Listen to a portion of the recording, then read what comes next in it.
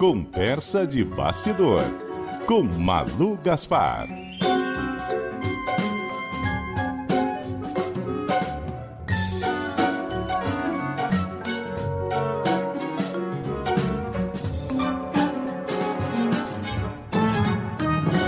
Bom dia para você, Malu Gaspar. Bom dia, Milton. Bom dia para Cássia. Bom dia para todo mundo que está ouvindo a gente. Bom dia, Malu. Comecei antes da sua conversa aqui falando da CPMI lá do INSS, mas não é sobre isso que nós vamos conversar. Eu estava rindo aqui com vocês. Ai, que figura. Porque é curioso, né? É curioso mesmo, né? Ele tem razão, o ouvinte. Né? São as ironias da vida. Vai lá e paga com o quê? Um dia que ele roubou. Pô, mas aí não dá, né? Pagou aposentado. Aí é moleza, né? Aí não dá. Mas vamos lá. Vamos lá. É o seguinte, até porque nós temos esse encontro que ontem no Rio de Janeiro, encontro importante, do ministro Alexandre de Moraes, do STF, com o governador Cláudio Castro. Eu queria que você trouxesse aí o que você pôde apurar das conversas, do que foi apresentado, etc. Pois é, Milton, Cássia, foi um dia animado aqui no Rio, tá? Todo mundo se preparando para receber o ministro Alexandre de Moraes, que assumiu aí a relatoria da DPF das favelas, enquanto não tem um substituto para o Edson Fachin, que virou presidente do Supremo, né?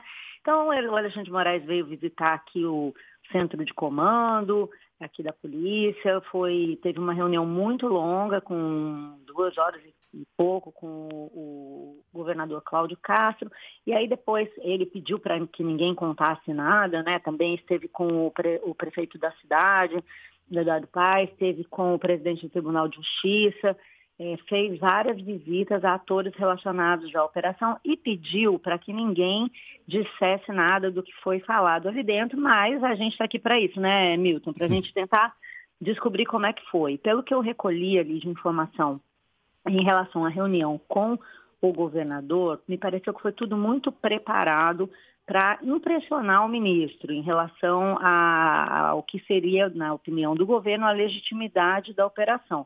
Inclusive, logo depois dele deixar o centro ali de comando da polícia, o governador postou um vídeo em que me chamou muita atenção. Todas as imagens mostravam Alexandre de Moraes fazendo que sim, concordando, assentindo com as coisas.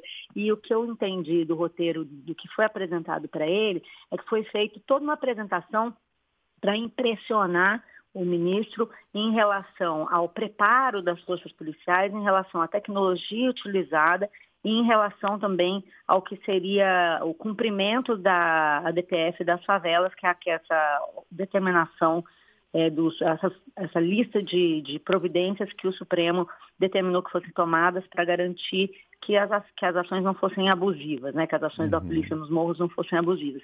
Então, o que, por exemplo, eles mostraram? Ficou claro que eles guardaram informações para mostrar para o Alexandre de Moraes. Então, uma coisa que eles tentaram demonstrar é que o tamanho do efetivo, os 2.500 policiais que foram enviados para o Complexo do Alemão e para o Complexo da Penha, não foi fortuito, não foi um exagero, porque na estimativa deles, o DOCA, que é esse chefe do Comando Vermelho que não foi preso na operação, teria à sua disposição um exército de 500 homens. E aí eles teriam calculado como eles estariam em desvantagem em relação ao terreno, teriam que mandar 2.500 policiais para poder garantir o sucesso da operação.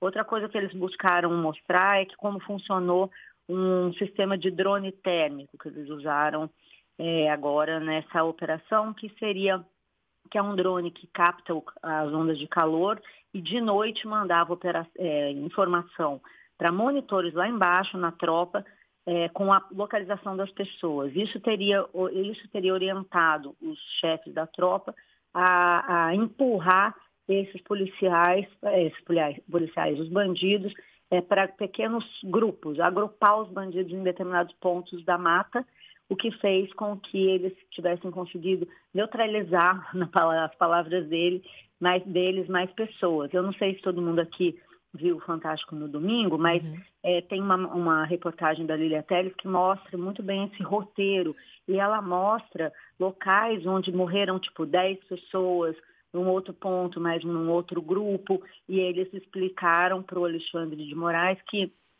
esses drones é que possibilitaram esse tipo de manobra. Dizem que o Alexandre de Moraes chegou muito impressionado com o resgate de um delegado que perdeu uma parte da perna, que foi também mostrado no domingo à noite no Fantástico, tudo a partir das câmeras acopladas nos uniformes dos policiais. A gente sabe, né, Cássia, Milton, que eles calculam, inclusive, que são mais de 2.000 horas de gravação. A gente sabe que essas imagens foram selecionadas pela própria polícia, né, para contar uma história sobre essa operação. E foi isso que eles fizeram. E sabemos também que nem todos os policiais estavam com as câmeras funcionando, né? Então, Cássia, isso eu acho que vai ser um ponto que vai gerar um certo conflito ali, até inclusive com o Supremo, porque o governo está dizendo que todos os 2.500 policiais estavam com câmera. Mas eu mesmo, no início da operação, quando perguntei para algumas pessoas relacionadas ali à ação, ouvi dizer que era só o pessoal do BOPE. Então, a gente vai ter que conferir se realmente eram todos ou não, porque até onde eu sei, nem tinha câmera para tudo isso, mas a gente vai ter que conferir se teve mesmo câmera acoplada em todos os uniformes. Quem checa isso é o Ministério Público, né, a quem cabe esse controle das polícias. O Alexandre de Moraes esteve com integrantes do Ministério Público e disse ali na visita que ouviria ainda todo mundo antes de voltar para o próprio governo para terminar a verificação. Mas também o ministro procurou não estressar, ficou claro que ele procurou não estressar ali a conversa, sabe? Pelos relatos que eu colhi, ele sempre falava, eu também fui secretário de Segurança Pública, eu entendo a dificuldade, meio que criando ali uma empatia, os relatos são de que ele estava leve, simpático. Então, ali teve também um balé, sabe? Em que ele também teria dito que, quando foi secretário de Segurança do governo Alckmin, lá atrás, lá em São Paulo, sempre visitou enterros de policiais. E, ao final, Cássia, Milton, ainda teve uma conversa sobre a lei antiterrorismo. Porque depois da visita, o Cláudio Castro ainda almoçou com o ministro lá no Palácio do Governo. E aí ele teria tentado puxar um assunto que está hoje na Câmara, na boca de todo mundo, que é essa discussão sobre se o Comando Vermelho e essas facções criminosas devem ser transformadas em organizações terroristas, né, para efeito legal. E os governadores de direita estão insistindo muito nisso por uma série de razões, mas principalmente porque isso permitiria um contato direto com o governo dos Estados Unidos, passando por cima do governo federal, que é uma coisa que, óbvio, que o governo Lula não vai aceitar. E aí o governador meio que pressionou ali, com o ministro Alexandre de Moraes, então, nós temos que discutir isso, ministro, muito importante e tal.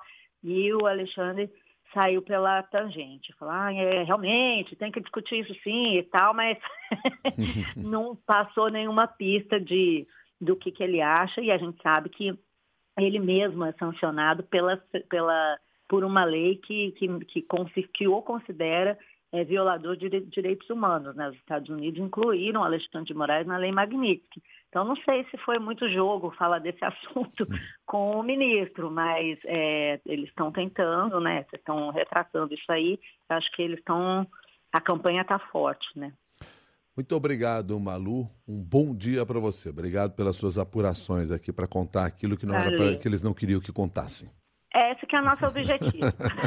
Tá certo. Um abraço, gente. Conte comigo. Um Tá beijão. bom, obrigado. E deixa eu só trazer mais uma informação aqui, porque a Malu falou sobre essa lei antifacção, lei antiterrorismo, no caso, né? Mais especificamente aqui a lei antiterrorismo. Aí tem essa discussão se transforma esses grupos organizados em grupos terroristas, porque há toda uma caracterização. Há a possibilidade dessa votação na Comissão de Constituição e Justiça da Câmara no dia de hoje. Há uma previsão de que essa lei antiterrorismo possa ser votada hoje. É uma previsão, porque há uma negociação por parte do governo para tentar esvaziar essa votação hoje, levar mais à frente esse processo. Mas, enfim, apenas para deixar aqui pontuado para você que nos acompanha no Jornal da CBN.